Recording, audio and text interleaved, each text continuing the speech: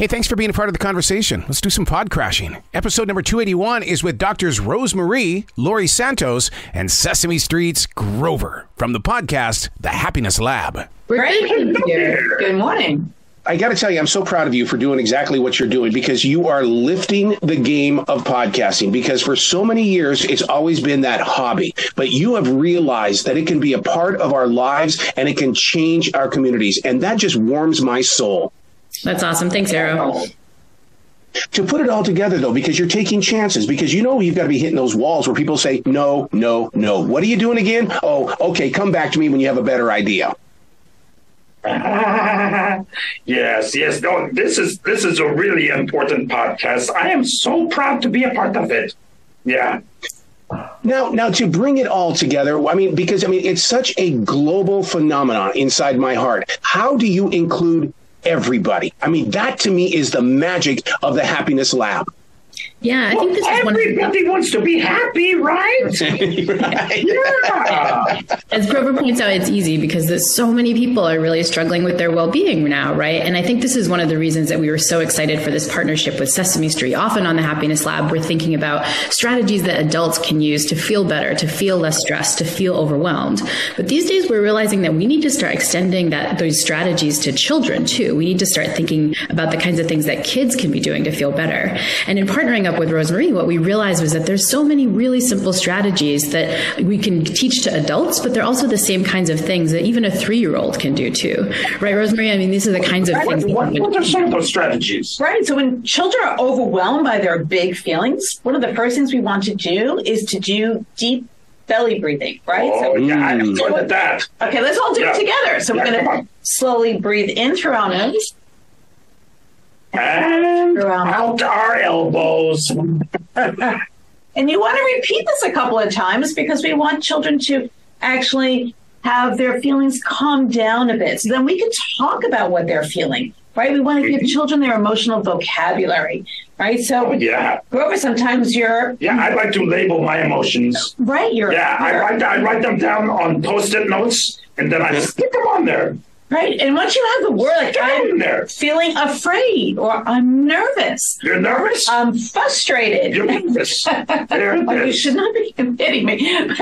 No, I put the Post-it note on there. Oh, you put a Post-it. But then I can take it off. See? There you go. And now you are not nervous anymore. Right. But once we have that label, it's the first step for building emotional well-being. Mm-hmm. And then we have these strategies. Belly breathing, and sometimes you want to move your body and move it out, or you want to shift your attention, and we use our 5 senses, right, Dr. Santos? And what 5 things do we see? What 4 things do we hear? What 3 things can we smell? Right? Yeah.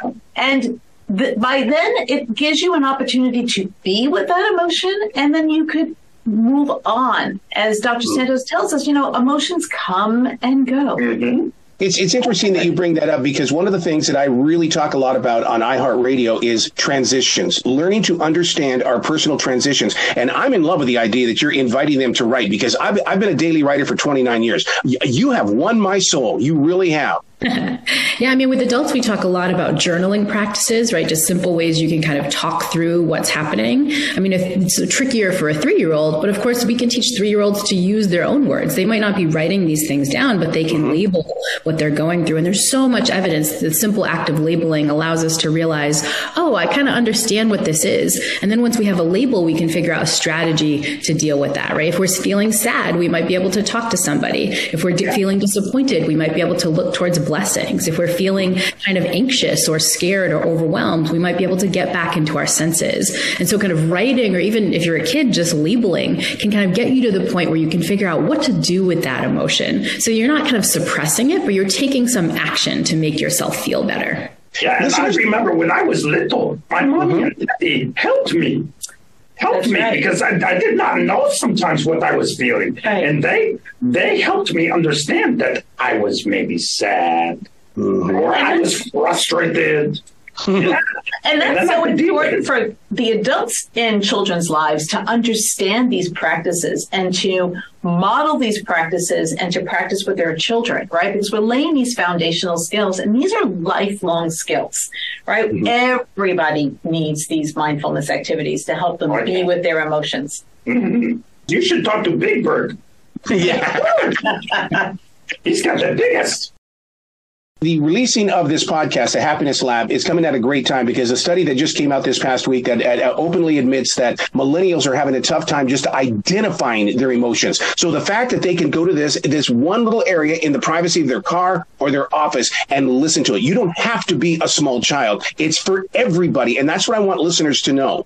Yeah, and I think this is really important. One of the things that I hear so often is that, parents who listen to this stuff, even when the podcast is about kids and helping kids label emotions, parents are reminded, that's a great thing for me too. Mm-hmm. The teenager in the car who's listening to this and realizing there's a difference between being disappointed and being overwhelmed, and understanding that difference might be really critical for figuring out what to do next to feel better.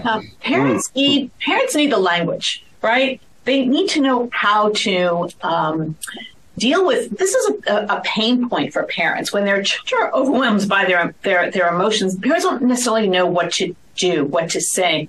And in this podcast, we are providing the script, so to speak, for parents. We're giving them the words. We're giving them the language. But most importantly, we're giving them the strategies, the how-tos to help their children. Yeah. Wow. Yeah. There's got to be a place where families can go beyond the podcast, because I realize it's a 3-part series. I mean, when they start starving for that 4th part, there's got to be a website where they can go to grow more.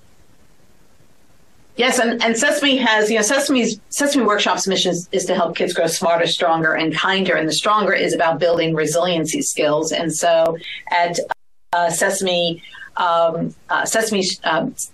is a wonderful website for parents to learn more about these wonderful materials that we put together. Yes, we have a website. because in my free time, sometimes I do web design. Oh, well, you have to help us out. You absolutely have to help us out with that. Okay. Well, your hearts are in the right place, and I want to continue on with this conversation. Absolutely. Excellent. Will you guys be brilliant today, okay? Thank you so much. Thanks, Arrow. Talk to you soon. Thank you. Thank you.